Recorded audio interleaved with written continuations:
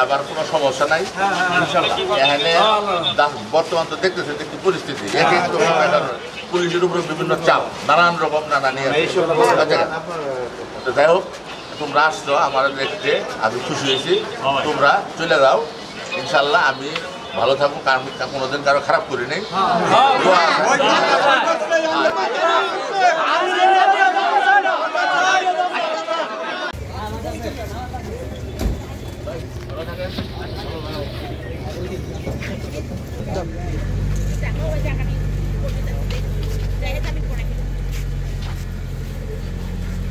গতকালকে সন্ধ্যায় মেস্টা ইউনিয়নের চেয়ারম্যান নাজমুল হক বাবুকে আমরা জুলাই আগস্টের ঘটনায় রাজনৈতিক মামলায় গ্রেপ্তার করে নিয়ে আসি এবং ওনাকে ইতিমধ্যেই